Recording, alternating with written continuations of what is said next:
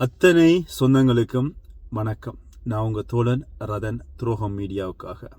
இந்த வீடியோவில் கௌரவ பாராளுமன்ற உறுப்பினரும் டாக்டருமாகிய ராமநாதன் அர்ச்சுனா அவர்களிடம் கிளிநொச்சியில் இருக்கின்ற காணி கள்ளர்கள் எப்படி பிடிபட்டார்கள், யார் யார் இவ்வளவு காணியை சூறையாடினார்கள், இதுக்கு இவ்வளவு காலமாக கௌரவ பாராளுமன்ற உறுப்பினர் டாக்டர் ராமநாதன் அர்ச்சுனா மீது ஒரு மாதத்துக்குள்ள அளவுக்கு அதிகமான தொந்தரவை அல்லது நெருக்கத்தை கொடுத்தார்கள்.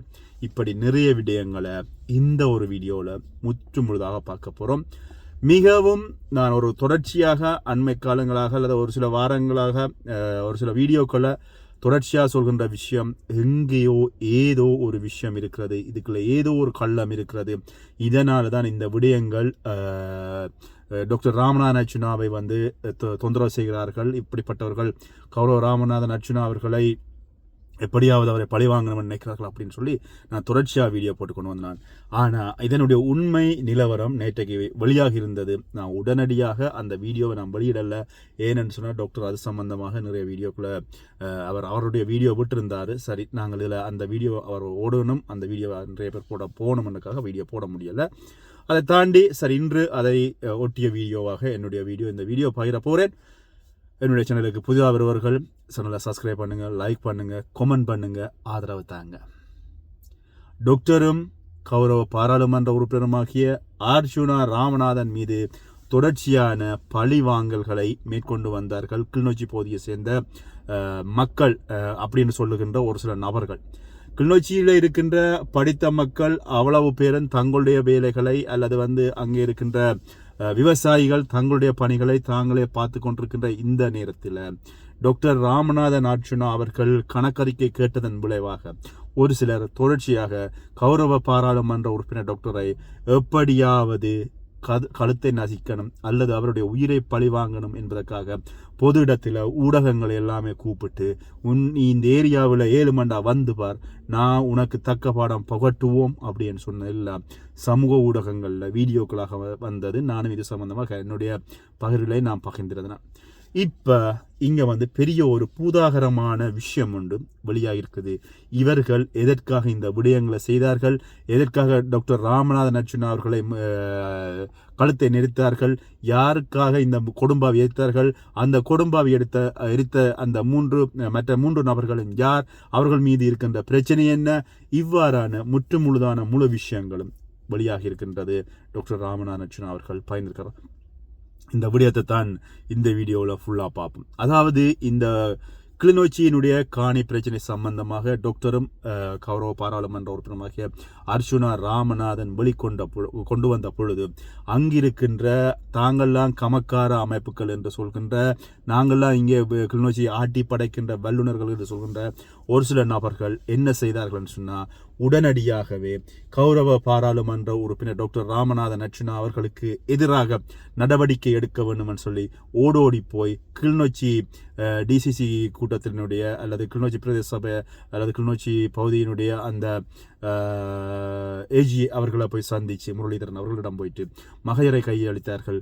கௌரவ பாராளுமன்ற உறுப்பினர் எங்கள் மீது அவமரியாதை செய்கிறார், உடனடியாக நடவடிக்கை எடுக்க சொல்லி அதுக்கப்புறமாக ஒன்று நடக்கல. சரி, இது இப்படியே இருந்திருக்கின்ற பொழுது மீண்டும் என்ன செஞ்சாங்கன்னா, மீண்டும் இன்னொரு மகையரை கொடுத்துட்டு கௌரவ பாராளுமன்ற உறுப்பினர் டாக்டர் ராமநாதன் அர்ச்சுனா அவர்கள் எங்களை பற்றியோ எங்களுடைய விவசாயிகளை பற்றியோ கதைக்கக்கூடாது, அவர் வாயை மூடிக்கொண்டிருக்க வேண்டும் அப்படின்னு சொல்லி இன்னொரு மகஜரையும் கொடுத்து விட்டு கொடும்பாவியை சென்றார்கள். இந்த நேரத்தில் அந்த ஏஜி அப்படின்னு சொல்லப்படுகின்ற அவர் பார்த்தீங்கன்னா இதற்காக எந்த விதமான நடவடிக்கைகளும் எடுக்கவில்லை. இதுக்குள்ள நான் ஏற்கனவே ஒரு வீடியோ சொல்லியிருந்தேன், ஏதோ ஒரு மர்மம் ஏதோ ஒன்று இருக்கிறது, பொறுத்திருந்து பார்ப்போம் அப்படின்னு சொல்லி. சரி, இப்படியே இந்த காலங்கள் நகர்கின்ற பொழுது மீண்டும் ஊடகங்களை கூப்பிட்டு செய்த விடயங்கள், அதுக்கப்புறமாக குற்றப்புலனாய்வு பிரிவில் போயிட்டு டாக்டருக்கு எதிராக வழக்கு தாக்கல் செய்த விஷயங்கள், நீங்கள் எல்லாமே இது சம்பந்தமாக முற்றுமுழுதாக நான் என்னுடைய நல்ல வீடியோ இருக்குது, யாராவது புதிதாக இந்த விஷயங்கள் பார்க்குறவர்கள் போய் பார்க்கலாம். இப்போ கௌரவ பாராளுமன்ற உறுப்பினர் டாக்டர் ராமநாதன் அர்ச்சுனா அவர்களிடம் முழு விவரங்களும் முறையாக மாட்டி இருக்கிறது. நான் ஏற்கனவே சொல்லியிருந்தேன், நான் தேவையில்லாமல் போயிட்டு இவர்கள் வழக்கு தாக்கல் செய்தார்கள், வீதியில் இருக்கிற ஓனான பிடிச்சி வேட்டிக்குள்ள விட்ட கதையாக இவர்களுக்கு ஆகப்போகிறது அப்படின்ற ஒரு விஷயத்தை நான் பயந்தேன். அதே நிலை தான் இப்போ வந்திருக்கிறது. என்ன நடந்திருக்கிறது அப்படின்னு சொல்லி பார்த்தா, குறிப்பிட்ட இந்த விஷயம் சம்பந்தமாக கனடாவில் இருந்து ஒரு நபர் தன்னுடைய காணியை தேடி கிளிநொச்சி பகுதியில் வந்திருக்கிறாரு. அவருடைய 10 ஏக்கர் காணி காணாமல் போயிருக்கிறது. இந்த காணியை இவர்கள் சுவீகரிச்சிருக்கிறார்கள். இதனை தட்டி கேட்ட அந்த நபர் மீது மண்வெட்டியால தாக்குதல் நடத்தியிருக்கிறார்கள். மண்வெட்டி பிடியால தாக்குதல் நடத்தி அந்த குறிப்பிட்ட கனடா நபர் வைத்தியசாலையில் அனுமதிக்கப்பட்டிருக்கிறாரு. வைத்தியசாலையில் அனுமதிக்கப்பட்டது பொழுதும் வைத்தியசாலை நிர்வாகத்தை மீறி மீண்டும் இவர் மீது என்ன செஞ்சுக்காங்க சொன்னால் மீண்டும் தாக்குதல் செஞ்சுருக்காங்க. இந்த வீடியோ ஃபுட்டேஜ், அதாவது அந்த வீடியோ ஃபுட்டேஜ் எல்லாமே அந்த குறிப்பிட்ட நபர் எடுத்து வச்சுக்காரு. இதுக்கப்புறமாக அந்த நபர் போலீசாரிடம் முறையிட்டிருக்காரு. போலீசார் முஸ்லீம் போலீசார் என்பதனால வழக்கை இவர் மீது, கனடா நபர் மீதே மீண்டும் மாற்றி விட்டாங்க அந்த கேஸை. அதுக்கப்புறமாக அந்த கனடா நபர் உடனடியாக என்ன செய்ய சொன்னால் குற்றப்புலனாய்வு பிரிவில் போயிட்டு மீண்டும் வழக்கு தாக்கலை செஞ்சிருக்கிறாரு. இவர்கள் மீது குற்றப்புலனாய்வு பிரிவு வடிவாக தோண்டி எல்லா விஷயத்தையும் எடுத்துக்கொண்டு போயிருப்பதாக டாக்டர் சொல்லியிருக்காரு. சரி, இந்த விஷயம் இப்படியே இருக்கின்ற பொழுது இந்த காணிகள் சுவீகரிச்ச இந்த 10 ஏக்கர் காணி காணாமல் போய்விட்டது. அதுக்கப்புறமாக அந்த குறிப்பிட்ட நபர் என்ன செஞ்சுக்கான்னு சொன்னால் இந்த அடித்த நபர் இவருடைய வீடு எங்கே இருக்கிறது அப்படின்ற விஷயத்தை தேடி போயிருக்கிறாரு. அவர் இரணைமாடு குளத்தினுடைய அதுக்கு சொந்தமான காணியை உண்ட சுவீகரித்து அதுக்குள்ள வீடு கட்டி வாழ்வதாகவும் சொல்லப்பட்டிருக்கிறது. அது மட்டுமில்லாமல் இந்த நபர், அதாவது இந்த மண்வெட்டிப்பிடியால் அடித்த நபர் தான் டாக்டர் ராமநாதன் அர்ச்சுனா அவர்களுக்கு எதிராகவும் இப்பொழுது நடவடிக்கைகள் எடுக்க போவதாக கிளம்பிக்கிறார். இவர் யார் அப்படின்னு சொன்னால் அங்கே இருக்கின்ற தமிழர்களினுடைய பாராளுமன்ற உறுப்பினர் என்று சொல்லி தான் அந்த பகுதியினுடைய தலைவர் அப்படின்னு சொல்கின்ற அவருடைய ஒரு எடுப்படியாக அவர் இருக்கிறாரு. அவர் ஒரு பிரதேச சபையினுடைய உறுப்பினர் அப்படின்ற விஷயம் டாக்டர் பகிர்ந்திருந்தார். இப்படியே இருக்கின்ற பொழுது இங்கே பார்த்தீங்கன்னு சொன்னால் இங்கே 3 நபர்கள் மீது டாக்டரை தவிர்த்து கொடும்பாவி அறிக்கப்பட்டது.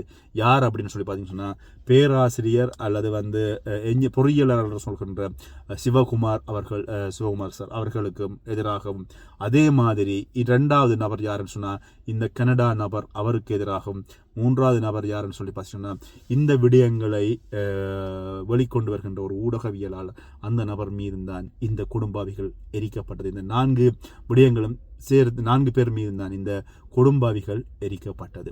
இப்போ விஷயங்கள் பெரிதாக தோண்டப்பட்டிருக்கிறது. கேட்கப்பட்ட கணக்கறிக்கை இதுவரையும் வரவில்லை. டாக்டர் ராமநாதன் அர்ச்சுனா அவர்களை எப்படியாவது நாங்கள் ஏதாவது செஞ்சிட வேண்டும் அப்படின்றதுல இவர்கள் துடியா இருக்கிறார்கள். இதில் குறிப்பாக இந்த மண்வெட்டி பிடியால் அடித்த நபர்களில் இன்னொரு நபர் டாக்டர் ராமநாதன் அர்ச்சுனா அவர்கள் மீது நடவடிக்கை எடுக்கணும் அல்லது அவரை எப்படியாவது நசுக்கணும் நினைக்கின்ற அந்த அவர்களினுடைய மகளினுடைய கணவர், இவர் ஒரு ஊடகவியலாளர் அப்படின்னு சொல்லி ஒரு ஊடகவியலாளர் அப்படின்ற பட்சத்தில் தான் நான் ஏற்கனவே ஒரு விஷயம் நான் பயந்தேன். இந்த ஊடகவியலாளர் அப்படின்றத தாண்டி ஊடகவியலாளர்கள் அப்படின்ற பொழுது எல்லாருமே சில விடயங்களை தணிக்கைக்கு உட்படுத்தி வெளியில் கொண்டு வரணும். சில இடங்களில் சில விஷயங்களை பொது வழியில் பகிரக்கூடாது அப்படின்ற ஒரு கடப்பாடும் இங்கே இருக்கிறது. ஆனால் இவற்றை மீறி அந்த வீடியோ பகிர்க்க நான் அது சம்பந்தமாக கூட ஏன் இந்த ஊடகவியலாளர்கள் இதனை தணிக்கைக்கு உட்படுத்தல, ஏன் இவர்கள் கேட்கல அப்படின்னு சொல்லி கேட்கின்ற பொழுது எனக்கு அந்த நேரம் அந்த காரணம் தெரியல. ஆனால் இப்ப கௌரவ பாராளுமன்ற உறுப்பினர் டாக்டர் ராமநாதன் அர்ச்சுனா அவர்கள் இந்த விடயத்தை பொது வழியில கொண்டு வந்த பொழுதும் இங்கே மர்மம் வெளியே வந்திருக்கிறது. இப்ப யார் கள்ளர், யார் ஊழல்வாதிகள், யார் கிளிநொச்சி மக்களினுடைய பணத்தை சூறையாடினார்கள் அப்படின்ற விஷயங்கள் வெளியே வந்திருக்கிறது. இல்லை இன்னும் ஒரு விஷயம் என்னன்னு சொன்னா, கிட்டத்தட்ட ஒரு காணிக்கு எவ்வளவு காசு வாங்குகிறார்கள் அப்படின்றது 10 வருடங்களுக்கு மேலாக எவ்வளவு காணிக்கான அந்த விவசாயிகளிடம் இந்த பணங்கள் கொள்ளையடிக்கப்பட்டிருக்கின்றன. இவர்களுக்கு இத்தனை விடயங்களையும் டாக்டர் ராமநாதன் அர்ச்சுனா அவர்களிடம் திட்ட தெளிவாக கிடைக்கப்பட்டிருக்கிறது. அத்தனை விடயங்களையும் வச்சுக்கொண்டு டாக்டரும் கௌரவ பாராளுமன்ற உறுப்பினராகிய ராமநாதன் அர்ச்சுனா முழு விடயங்களையும் வெட்ட வெளிச்சத்துக்கு கொண்டு வந்திருக்காரு.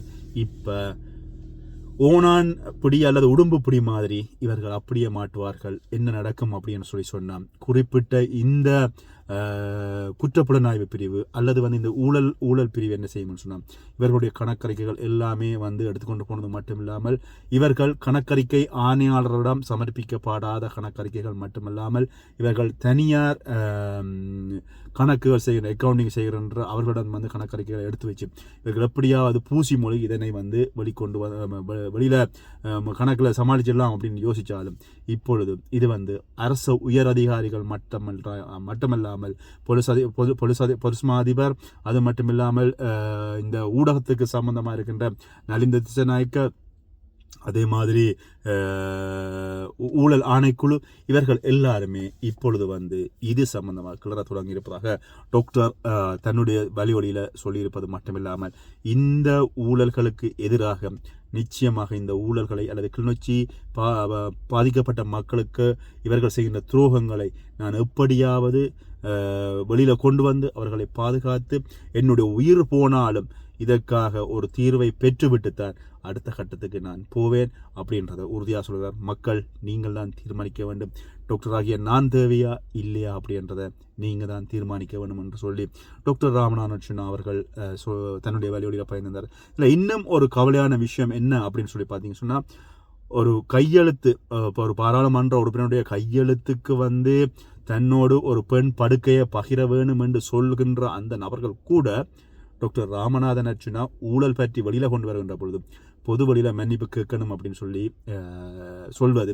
அதே மாதிரி இந்த அவர்களோடு சேர்ந்த ஒரு சிலர்கள் டாக்டர் ராமநாதன் அவர்களை அவதூறு பெறப்போகுது அப்படின்ற பொழுது இவர்கள் எல்லாருமே கூட்டி கழித்து பார்த்த இவர்கள் எல்லாருமே இதே பாணியில் எல்லாருமே இப்படியான ஒரு சில சுயலாபத்துக்காக அலைபவர்கள் அப்படின்றதான் யோசிக்க தோன்றுகிறது. பார்ப்போம், இந்த போராட்டத்தில் டாக்டர் ராமநாதன் அர்ச்சுனா வெற்றி பெறலாம், தோற்கலாம். ஆனால் ஆண்டவன் கணக்கு என்றைக்குமே தோற்காது. இந்த ஏழைகளினுடைய வயிற்றில் அடிக்கிற எவரும் வாழ்க்கையில் உயர்ந்ததாகவும் அதை சாதித்ததாகவும் சரித்திரம் இல்லை. அரசன் அன்று கொள்வான், தெய்வம் நின்று கொள்ளும். அது அன்று அரசன் அன்றே கொள்கிறானோ இல்லையோ, தெய்வம் அன்றே கொள்கிறது என்று இந்த பழமொழி நான் சொல்வது. நீங்கள் யாராவது அனுபவப்பட்டவர்கள் கமெண்ட் பண்ணுங்கள், நடக்குதா இல்லையான்னு பார்ப்போம். மீண்டும் இன்னொரு வீடியோவை சந்திக்கிறேன். நன்றி.